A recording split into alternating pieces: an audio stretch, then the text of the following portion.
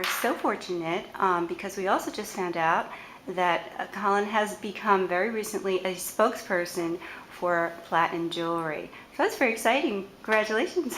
It's a great marriage. And tell us why. Tell us why, because I just found out how much you love jewelry. Well, I've always been fascinated with jewelry, and I think it's a great marriage because there's no such thing as a wedding without a ring. And I believe that my work is timeless and elegant and chic and sexy, and I found the same with qualities of platinum. It's timeless, it's chic, it's elegant, it's sexy, and I think it also has a very young, modern, clean edge to it. What I love about the jewelry that I've looked at here, and I always think that jewelry is almost like hair in a way. You never want to have a bad hairdo on your wedding, or a hairdo that is so intricate or so fashionable that when you look at those pictures in 20 years' time, you say, what was I thinking? So I think we've found beautiful pieces today that really are timeless. So you kind of mean don't go on trend when not so much? I don't believe going on a very big trend when it comes to wedding jewelry. Obviously there are trends that we see within the space. I think one of the most notable trends as of recently was, look at the trend that was started 20 years ago with Princess Diana's engagement trend. The oval, beautiful, I think it was a 2-carat oval, blue sapphire, intense blue sapphire surrounded by diamonds. And that trend came full circle again when Prince William used that same ring to get engaged to Kate Middleton.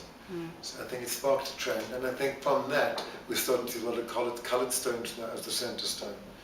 And I think a gravitation towards the square diamond. And that's why I happen to really love this one particular setting over here, where they've actually taken a round diamond and very ingeniously set it with these beautiful micro setting, which is surrounded by diamonds, in a square setting, so it kind of looks like an Ashokat diamond.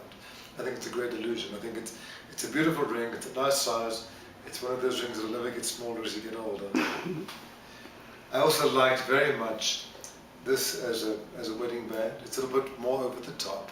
It's certainly glamorous, it's certainly very elegant, and something a bride could always wear for the rest of her life. This is one of those rings that you could wear with jeans, white, gorgeous white shirt, and a pair of heels or boots, and it'll always look good on you. I think for the bride who's got a gorgeous tall neck, her hair's swept up, you need a gorgeous pair of chandelier earrings like these. I love the graded stones, I love the way they fall together. I think they're just the right amount of bling. It's interesting, I'm not quite sure, but I think that they may have been, you might remember, they may have been in the category that Platinum Guild International called a red carpet. But it's interesting, I remember when I got married, I thought of myself as the bride being on the red carpet. Do you think that is what women think of? I think every bride's white owl is a red carpet. You do, okay. Yeah. So these are red carpet and white owl worthy. And particularly with a bride like that, no necklace, those earrings, upswept hairdo, timeless, she'll live this for the rest of her life. She's wearing her hair down, it'll wear a small stud. I think this is just so elegant, so feminine, so beautiful. It's not too big, it's just the right amount of everything. Classic and extraordinary. And something else that I love, just looking at the workmanship of, you have a look at this ring, and this is like the anthropology bride, or the historian bride, or maybe even the second time bride. I love the combination of the two different golds in there. It's very, very beautiful. And for anyone looking for great jewelry, there's just great stuff out there. There is wonderful stuff. Let me ask you, is there anything, so you said that one of the things you and I spoke about earlier was one of the differences you saw, I think, in the last 2 years of when Kate Middleton kind of sparked a trend. She sparked a trend, I think, for the color. I think she sparked definitely a trend we saw in sapphires and diamonds. And I think the tail end of that was colored stones. And colored stones is the center stone.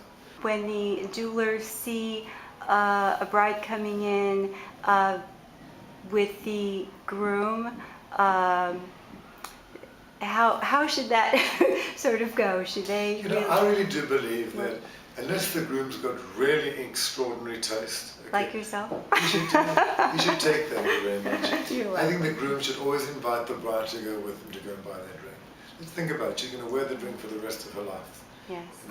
Or use a placeholder ring, or bring a stone, but let her have some say in that. because what he thinks is beautiful, depending on what his taste level is, and she might have extraordinary taste. Yeah. She wants to love her ring. I was in a jewelry store the other day when a bride came in to pick up her ring, and it was just so beautiful to see her so incredibly happy because she'd been part of this process. And when you think about it, your wedding is a joint opportunity to make your first statement of style together. So particularly when it comes to the ring, like you wouldn't make the guest list without the groom involved. And today, it's interesting because one of the trends that I'm seeing, I think it's because of technology and the internet and the sharing of information, every groom today is more involved in the wedding than ever before. Yeah. And he's got a say in the wedding party, the music, the appetizers, which we have the fish or the beef for the main course, the selection of the wines, the music, who's seated at the main table. And sharing of information has given him the ability to do this. I think just as important as he's now involved with the planning of the wedding, the bride should be involved with the selection of her ring. It's something she's going to wear for the rest of her life, and it's part of their joint statement of style together. Thank you so much, Colin, for joining us, and thank you for all your insights, and thank you for representing this industry. Always a pleasure. Thank you so Thank much. you. Take care.